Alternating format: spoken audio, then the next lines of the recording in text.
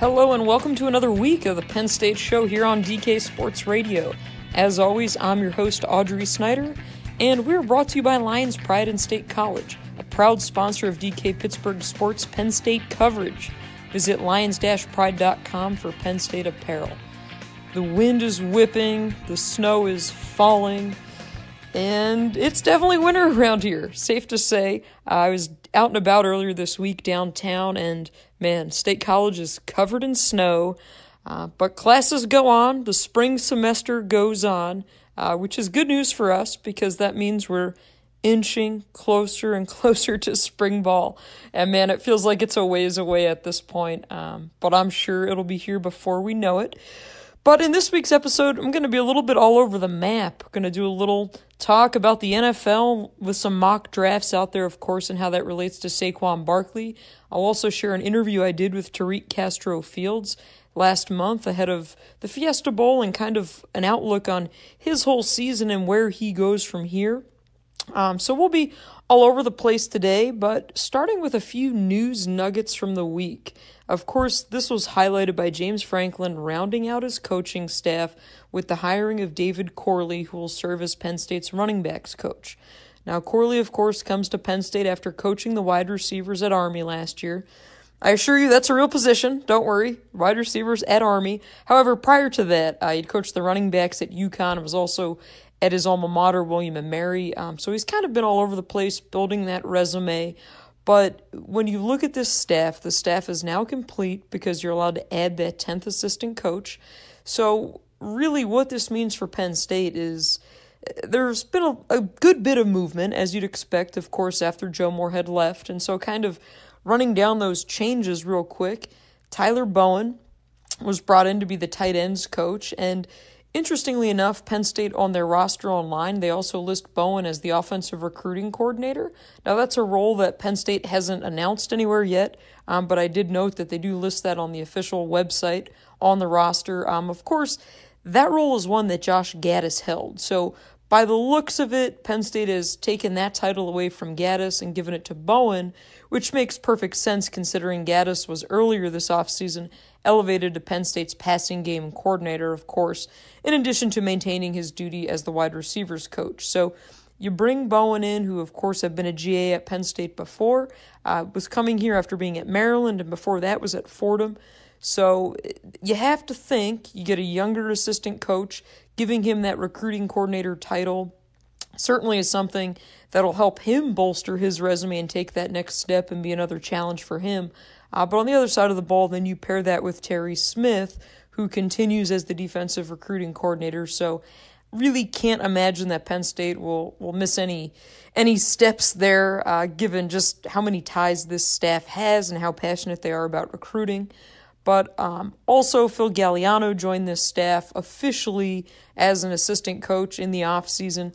Galliano will be the special teams coordinator, and he'll also be an assistant defensive line coach. And what Penn State's getting there is you're getting a guy who last year was here in a consultant role, which I'm sure many of you guys remember when Jim Haslett was here a few years prior. Haslett was also in that consulting role, but his was different in that there was never any inkling that Haslett wanted to be here long term or wanted to be promoted.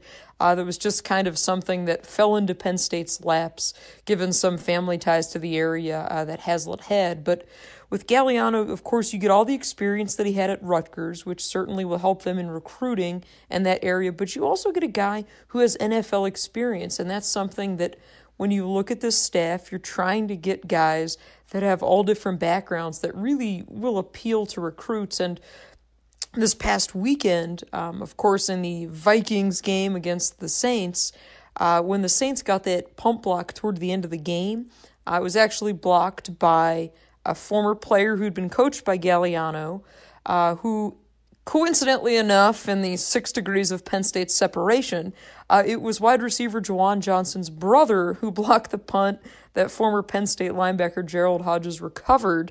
And while ultimately it was all for naught, courtesy of Stephon Diggs at the end, Galliano had coached Johnson's brother, so I think that just kind of goes to show you there that these guys are super connected in the way this whole thing works. Really, I guess, is a smaller profession than you probably think it is.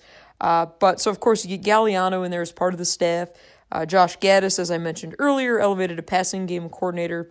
And then Ricky Ronnie, as we saw in the Fiesta Bowl, took over the offensive coordinator duties. So that's it. The staff is intact. Don't anticipate any more changes happening there. But all in all, Penn State now has that 10th assistant. So I'm curious to see what some of these recruiting territories will be for these guys moving forward. Obviously, Penn State recruits nationally by position, but we'll have to see kind of what they do with Bowen and Galliano and, of course, Corley, who has a lot of East Coast ties as well, and how they slot in that regard. Other news this week, Penn State announced their homecoming game will take place on October 13th. For all of you advanced planners out there, that game will be against Michigan State, and man, I hope there is no weather delay this time, because we could probably spend an entire podcast 1 week rehashing all that there was to do during that lengthy delay in East Lansing. But interestingly enough, that homecoming game comes 1 week after Penn State's bye. So Penn State, I was looking ahead at the schedule last night. The Nittany Lions have Ohio State, then the bye weekend, and then you get into it. So I just think when you look at the way this schedule lines up for next year, and I'm sure we're going to outline this a whole bit in the offseason, but you have to see. I mean, last year it was kind of that murderer's row stretch with Ohio State and Michigan State. This year they have, I believe it is Michigan and Iowa back-to-back later on in the year, but we'll dig into that much later in the offseason. But for now, those were kind of the newsy items of the week. But I will say the winter workouts are back in full swing. Penn State's strength and conditioning staff shared as much on Twitter this week. They had some photos of the Lions getting back in the weight room. And they also put the 6 early enrollees through some freshman testing, trying to get some baseline testing figures for these guys. Again, another sign that spring ball will be here before we know it. I believe we're just about 3 months out from the blue-white game. So once the snow clears, we'll see where that stands. But if you're looking for something to watch this weekend, and the AFC, NFC title games with all of their Penn State ties aren't enough for you, 5 former Nittany Lions will be playing in the East-West Shrine game on Saturday, and that game will be held at Tropicana Field. So Deshaun Hamilton, Jason Kabinda, Grant Haley, Parker Cothran, and Curtis Cothran have all been out in St. Petersburg, Florida this week ahead of Saturday's game. So those guys are all, taking the next step in their careers, and we'll have to see where that goes. And when we come back, speaking of next steps in careers, we'll dig into some of these mock drafts and see where Saquon Barkley is slotting and just kind of where I think he could be headed. That when we come back here on the Penn State Show on DK Sports Radio.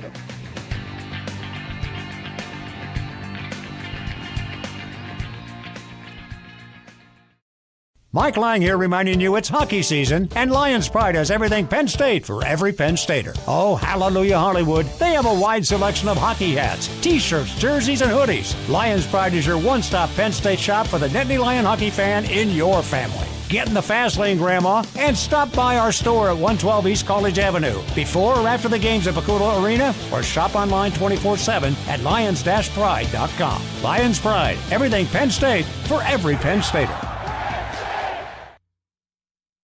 Football season is here, and it's time to cash in on the nonstop sports action with MyBookie.ag. They have in-game live betting on nearly every sporting event. Plus, MyBookie.ag will match your deposit with a bonus up to 100%. With decades of expertise and no-hassle payouts, you'll experience the greatest customer service in the business. Guaranteed. Use promo code DKRadio to activate your bonus of up to 100%. Call 844-900-BETS or visit MyBookie.ag to open an account. Sign up today. Miller Lite is the original light beer, and we'll always brew it to have more taste, with only 96 calories and 3.2 carbs. Because we believe that if you compromise on taste, you can taste the compromise. Miller Lite. Hold true. Great beer, great responsibility. 2018 Miller Brewing Company, Milwaukee, Wisconsin. Average analysis, 12 fluid ounces. Less than 1 gram protein, 0 grams fat. What I want from my public accounting firm is big ideas. But I don't want to lose the personal attention. My company needs global capabilities. from a firm with local ownership. And I want to work with industry experts who take the time to understand my unique challenges. And that's what sets Snyder Downs apart. Expertise for the most complex business issues, with the service you need every day. To learn how our big thinking with a personal focus can help your company, visit SnyderDowns.com. If you're one of the thousands of Western Pennsylvanians who love to get outdoors, then you need to check out this amazing new website, stepoutside.org. Hi, I'm Dan Kovacevic of DK Sports Radio. I'm born and raised in Pittsburgh. I know about the outdoor life that's available to all of us in Western Pennsylvania. Learn where, when, and how you can go camping, hiking, hunting, take part in power sports, shooting sports, water sports in your local community, across our region, across the country at stepoutside.org.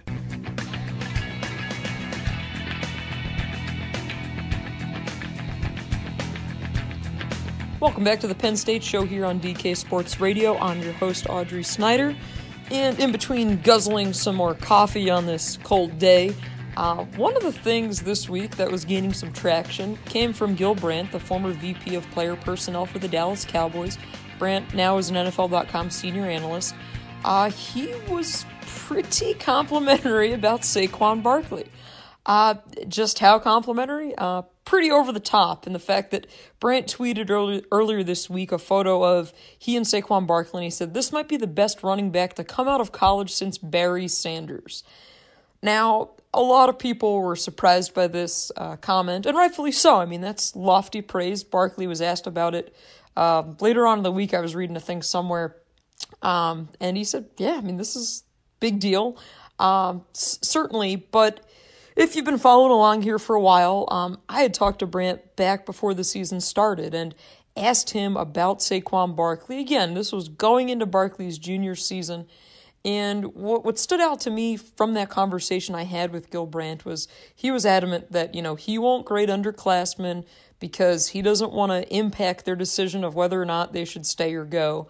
And I was like, right, I get that. But, I mean, all indications with Barkley, of course, all off-season last year, I mean, you knew this was a guy who was going to be talked about, and he was. I mean, you expected he'd be a top pick. Certainly looks like he's a guy who I think has to be in the top 5 of this draft class. But one of the things that Brandt said to me, and I dug it up this week, if you go back to my 26 on 26 story that I did on Barkley, Brandt's comments to me were direct quote, "He's the real deal. He has everything you want. He can catch. He can avoid the tackles. He's strong. He's fast. I don't have enough superlatives to say about the guy. I think he's as good as any running back that we've had come out in the last 5 years." So I then asked him, of course, about the Ezekiel Elliott comparisons, and Brandt had, which I think is a great line. He said, when you compare guys like that, he goes, it's pretty much if you're asking, would you rather have $2 or $1? So, you look at it, and I think now you look at the success that Leonard Fournette had this year coming off that number 4 draft spot, and I just think you have to see that Barkley can do more than you, I think, right now, certainly than Fournette has shown, and that's a lot. I mean, Fournette has been really solid this year, but the knock on him coming out of LSU was the injuries. Barkley doesn't have that, and I think when you look at it and all the mock drafts, you're trying to figure, okay, where does this guy slot in? Well, I said it before, if you remember, on the show I did with Christopher Carter maybe a month or two ago when I was out in the office. I said, Cleveland, 2 of the first 5 picks, you got to think there with the Browns at 1 and 4, potentially a team that has so many needs with quarterback and running back. Maybe they fill one of those with Barkley. I do think the other spot, should they go perhaps Cleveland, Josh Rosen at 1, you get the Giants at 2, and again, that's a team that also has a lot of needs. I'm not sure if they'll try and go after a quarterback that early because we all know they have to have a successor to Eli Manning, and they've got to figure that out. That could be a landing spot for Barkley, as could the Colts at 3. I mean, I think if you're looking at this from the what's best for Saquon Barkley perspective, I would make the argument that the 3 spot to the Colts would be that position because you've got a lot of playmakers on that team, and if Andrew Luck comes back being even, somewhat similar to what he was before the injury, I think you're saying, whoa, this could be a really bona fide, exciting offense that you add Barkley to. I don't get that excitement of watching this Giants offense. I'm sure many other people don't as well, and they also, need an offensive tackle. We all know the Browns are what they are. They have their needs. But beyond that, I think then you start looking and you say, okay, well, Broncos at 5, no. They don't have a need for a running back. Jets at 6, yeah, you can definitely make that argument. Barkley grew up as a Jets fan, so that's something to keep in mind. His dad actually has a New York Jets tattoo, which is why I say if he goes to the Giants at number 2, I guarantee someone will bring that up in the lead up to the draft. But really, unless San Francisco would try and trade down to get him, I think that could be an intriguing spot there as well. But with Barkley, we're just going to have to continue to monitor these mock drafts and see. But at this point, I think you got to look at him as being a top 5 guy. And the other thing is that this past Monday was the deadline for underclassmen to make to declare their intentions for the NFL draft. So that means that Barkley is the only underclassman that Penn State is officially going to lose in this draft cycle. Now, that really shouldn't come as a surprise. I know some people throughout the season had said, well, what about Trace McSorley? I outlined it then. I'll outline it again now. This is a guy who really has everything to gain from coming back for a senior season. The fact that the knock has always been his size. We've seen the productivity, though, and I think that's what's going to make it interesting at the next level for him. But you just look at quarterbacks and pro-style quarterbacks, and of course we all went through the Hackenberg ups and downs, and will he, won't he, and really still, the Jets are still in their predicament, and largely, seemingly, at least from the outside perspective, it looks like perhaps they don't have a quarterback in Hackenberg, or maybe they have no clue what they have, or don't want people to know what they have. So for McSorley, it makes all the sense in the world for him to come back for that senior season. So, I do anticipate, though, next offseason, Penn State will probably be in a much different spot. And I say that because you look at some of the guys next year who could potentially declare early, and hey, I know there's a ways to go between now and then. A lot can change. But just to kind of plant a seed in the back of your minds, I think you have to look at a guy like cornerback John Reed, who will come back. All indications are that he expects to be, ready certainly for the season. He's been working out this off season, but Reed could be a guy who could leave early. Ryan Buchholz could have some intrigue should he continue to be productive. Same thing with a guy like Kevin Givens with the versatility and the quick twitch abilities there. It makes you wonder. And offensive tackle Ryan Bates is another guy. Again, this is far from a given for any of these guys. But the fact that Penn State will only lose one underclassman this year, I do think that we're going to start to see some of these bigger, loaded-up recruiting classes kind of get some guys plucked away a little bit earlier in the future. But hey, that's the nature of the game. You look across college football, this is what every team goes through. This is why recruiting is so important and why recruiting is the lifeblood of your program. So we'll have to see, but thought it was pretty interesting on the Barkley front this week. When we come back, I will share with you guys an interview I did with Tariq Castro-Fields out ahead of the Fiesta Bowl about his freshman season and all that he learned. So we'll pick up there after the break.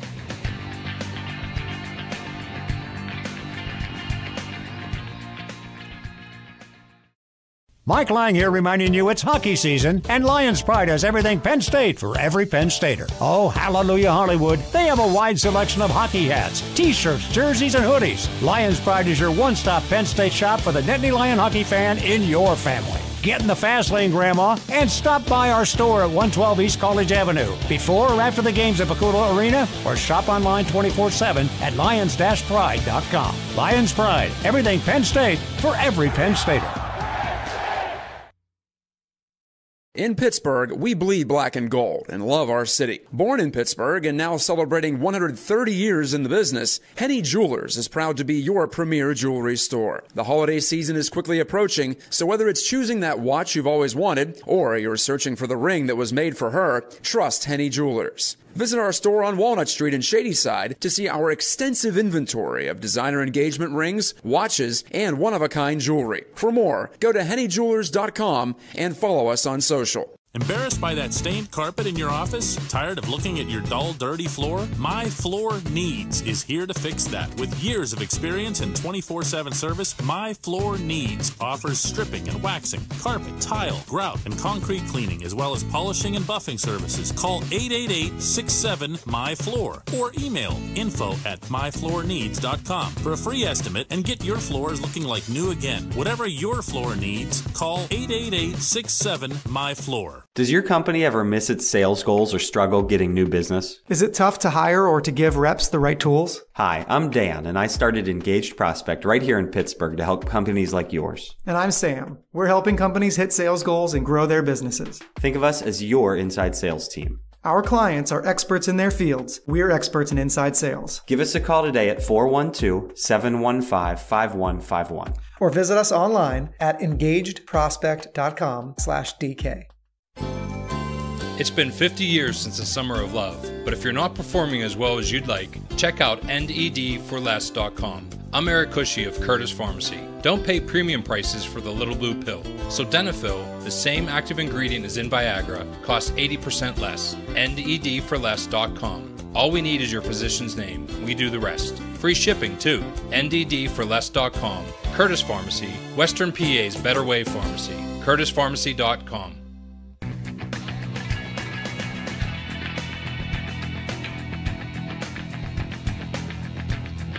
Welcome back to the Penn State Show here on DK Sports Radio.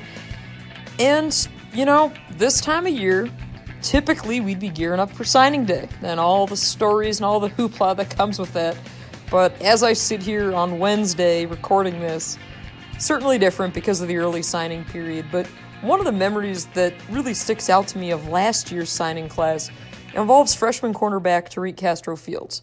It was Castro-Fields who sent the Beaver Stadium media room into pandemonium last February on signing day in the afternoon when he announced his commitment to Penn State.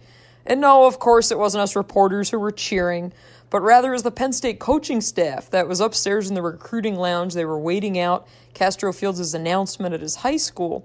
And his announcement came moments before James Franklin was slated to meet with the media in the room below. So Penn State gets Castro-Fields. The coaching staff goes crazy.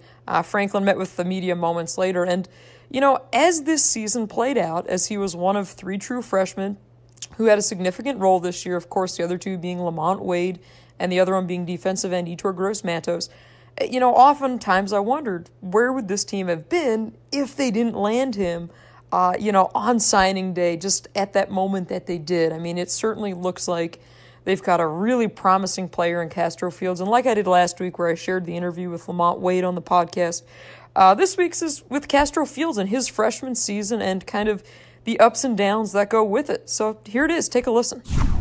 I think it's been a really crazy journey so far. It's been a great opportunity just to play early and just to get experience for my upcoming years. And how does a guy like John maybe help you? Because obviously he played as a true freshman and knows the deal. I think he's just a really smart guy, maybe one of the smartest guys in the room. So he's just a guy I can lean on for film. And also he gives a different look on the film and things like that. Really? Yeah. What's maybe the most difficult thing? If it's one, maybe it's more than one. When you're a freshman, you get thrown out there like you did. Because I'm sure head's probably spinning early. Yeah, definitely. It was spinning. I think just getting used to the speed of things, everything happens so much faster. So if I'm a second late on my break, they're going to get me. So that's the main thing I had to get adjusted to. And how do you think you kind of overcame that? Just getting more reps in practice and then just playing in the game and not being scared to get beat, just playing every game like I could play. So. What's Lamont been like? Two guys doing the same deal. I think we lean on each other a whole lot. Of course, we hang out with each other outside of football, but we just lean on each other a whole lot. Yeah. What can you tell me about Lamont as far as his personality off the field? Yeah, he's a real upbeat guy. He's really loyal. I think we're all loyal as a whole class. We really hang out with each other, and we all like each other, of course. So. Yeah.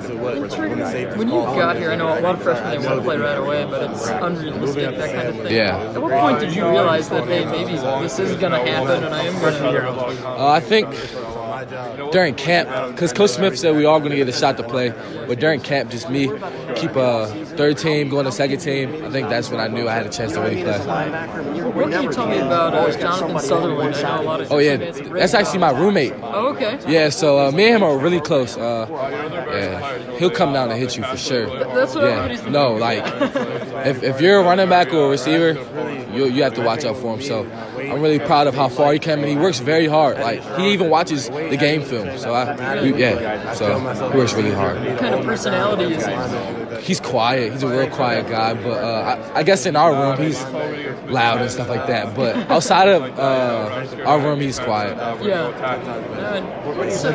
How's Coach Smith kind of helped you through all of this too this year? I mean, as a resource and just pointing things out. I mean, they're throwing 100 things at you at once. Yeah, I think he's just a real cool guy, and he kind of tells you how it is. So there's no really gray area with him. So I know how he's feeling about my game. I know how he feels about my performance every game. So I think that's the main thing that y'all would have to know about Coach Smith. How did you feel by Maryland at that point into the year? Kind of going at it long.